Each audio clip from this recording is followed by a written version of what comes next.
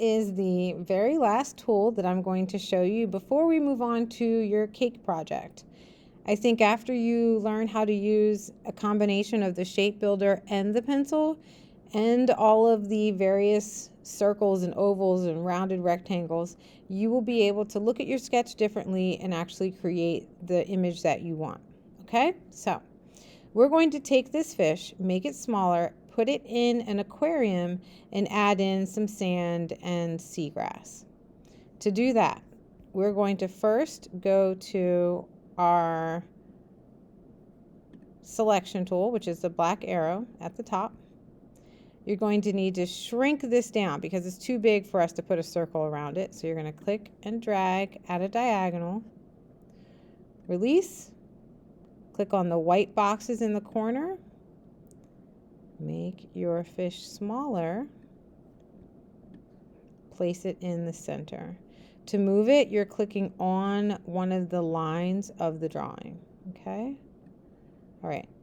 Now this is placed in the middle of our paper and we're ready to build around it.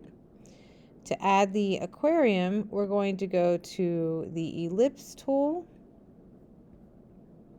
and we're going to click and drag over it. Now at first it's going to cover it, which is fine. What I'm going to do is change the fill from white to no color, which is this red diagonal.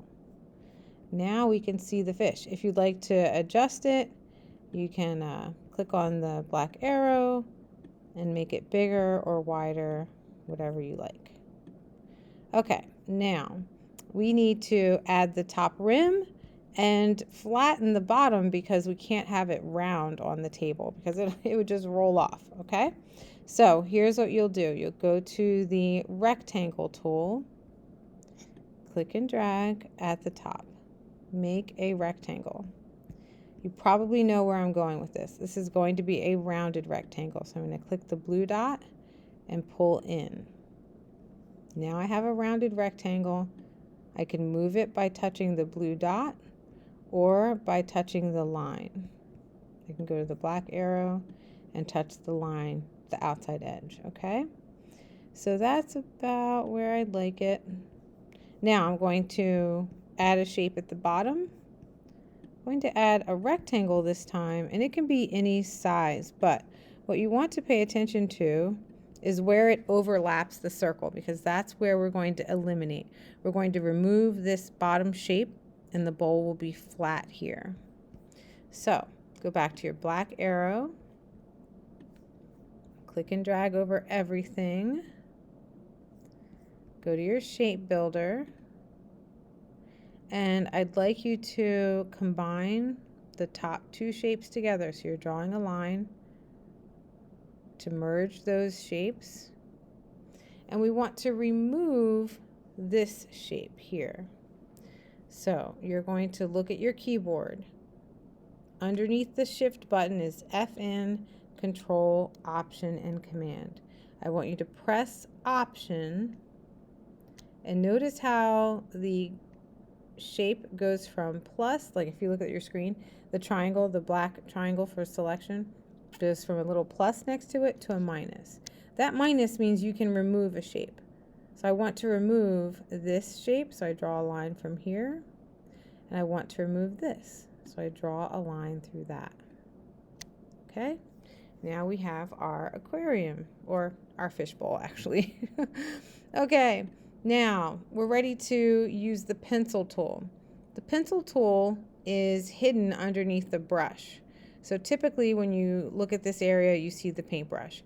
You can click on it, scroll down to the pencil, or you can press letter N on the keyboard. Okay? It tells you right here, N. So, we're going to draw a few things. You will need to make sure that you have a couple of things selected. So we're going to double click on the pencil, just like we created a setting for our shape builder. We're going to check the settings for the pencil. So you double click on the pencil. The fidelity can be in the middle. This basically means how smooth or accurate do you want the pencil to be? Do you want it to really change what you draw? Do you want it to draw exactly what you tell it to? or somewhere in the middle. Okay, I'll choose somewhere in the middle. Typically, this box is selected where it says keep selected. When that is checked, all of your lines are going to stay blue, and every time you draw a new line, it'll replace it. You don't want that. So uncheck where it says keep selected and hit OK. All right, so here's what we're doing. We need to make sure that the lines that we draw touch the edges of whatever it's next to. Don't leave any spaces in between. We're going to add a line for the top of the water so that the fish is actually in the water. Here's what I don't want you to do. This. See where I left that gap? So if that happens, just close it. All right. Connect to the outside edge of the bowl. Great. And I'm going to add sand.